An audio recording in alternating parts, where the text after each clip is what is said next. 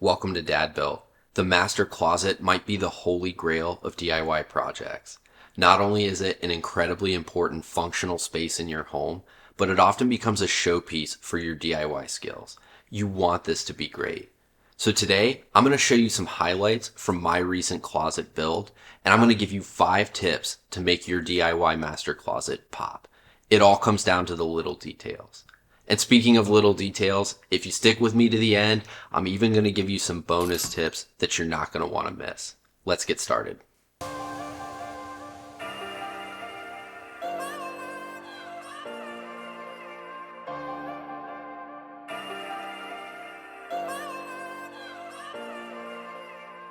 Build from floor to ceiling. A good master closet should artfully make the most of the space that it's in.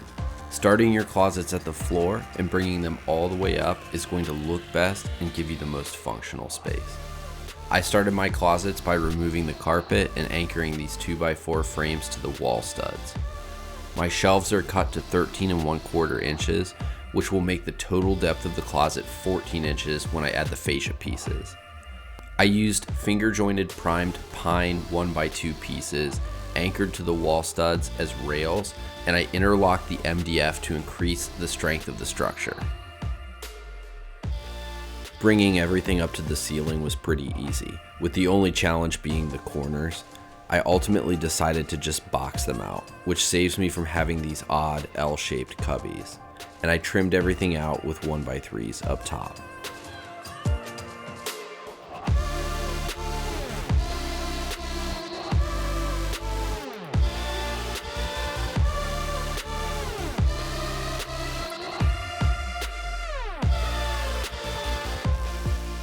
Add unique elements. Every closet is a combination of storage and clothes hanging space, sure. But if you want your closet to pop, you should think about incorporating some interesting elements into your design. These don't have to be extravagant either. They can be little things, but they're gonna break up the traditional boring balance of just clothes and shelves. In my case, I wanted to add a built-in compartment for my gun safe and a shoe store display shelf for my wife's shoes. Kind of a nice balance between his and hers unique features. But other ideas you could consider are drawers, lights, mirrors, maybe some hamper space, board and batten, or even wallpaper treatment. Thanks for hanging with me. If you're enjoying this video so far, please consider subscribing to Dad Built. I post all kinds of videos on DIY projects that any dad can do, and it would be awesome if you joined the crew. Choose a bold paint color. I've done several closets at my house and they've all been white, which is very traditional and stylish, but I wanted this master closet to be different. The color you choose can make a statement. For this project, I chose this darker green color called Shade Grown from Sherwin-Williams. It has a very luxurious and moody feel to it. I love it. The paint I'm using is the Duration line, and I went with a matte finish for an upscale look.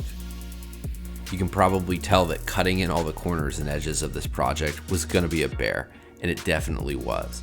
The first coat of paint took me several hours to get down, but the upside was it only took 2 good coats to get the finish that I was looking for, which I was happy with. I thought for sure I'd need a 3rd coat.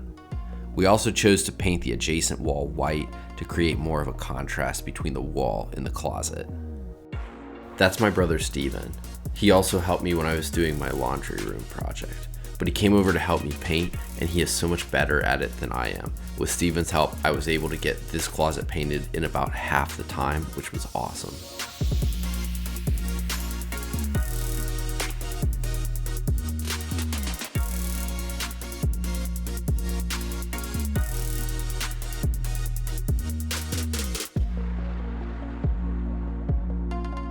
Use stylish closet rods. For this closet, that means these matte brass, oval-shaped rods that are trimmed to length. I don't like the chunky, rounded ones. They look too clinical for me. The sleeker profile of the oval-shaped rods gives me the exact look that I want. Here's a big tip on these rods. Don't buy them from Amazon. You know, I get a ton of my stuff from Amazon, but not these rods. When I looked for these on Amazon, I was shocked by the prices, and I ended up finding this website called hardwaredirect.com that sells 8-foot rods for like $20 a piece. They look great, they're really nice quality, and they're about a quarter of the price of what you would find on Amazon. I've gotten several comments about these rods from people who have seen the project, so this is definitely one of those little details that makes a big impact.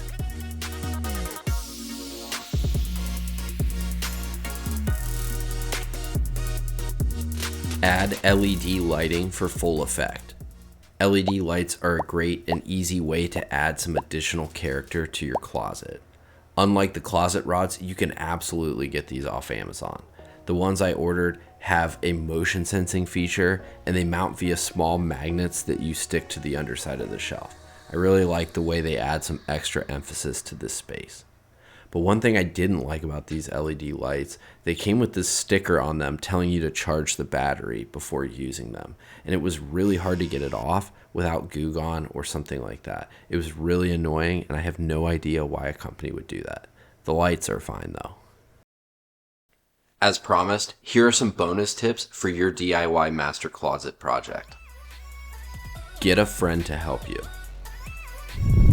So I'm just gonna do it and you're gonna like what, narrate it later or some shit? Alright. Yeah. That's my brother Ryan. He came over to help me do the built-in gun safe cabinet. Since my closets are 14 inches deep, but my safe is only about 8 inches deep, we needed to construct a sturdy platform to go behind the safe to anchor to.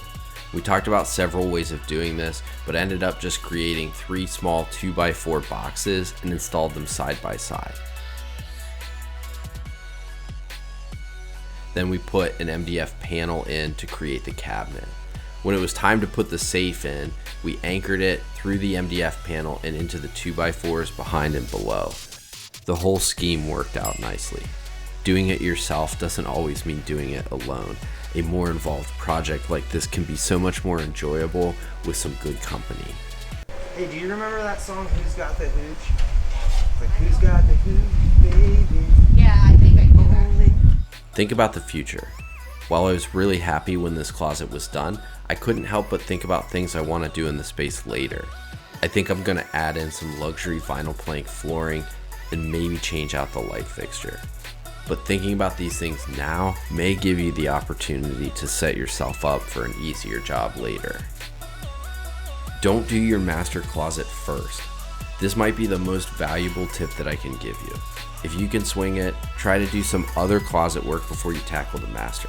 In my case, I need to redo every closet in my house, so I was able to get good practice in by doing other rooms first. During those projects, I made certain mistakes and learned other things that were massively helpful to me in doing this closet. The master closet might be your DIY showpiece, so if you can swing it, get your experience in with other closets first and then go for the master. You'll be glad you did. Now that this closet build is finished, it's time to start moving in.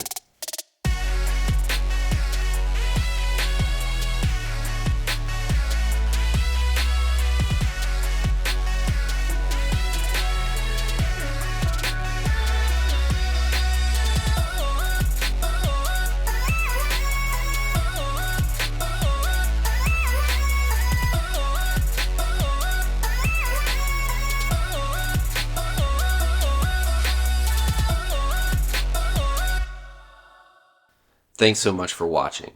I hope this video gave you some good ideas on how you can incorporate little details to make a huge impact on your DIY master closet.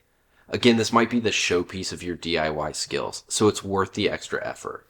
If you enjoyed this video, please like, share, and subscribe to Dad Bill for more DIY projects just like this one. I'll see you next time.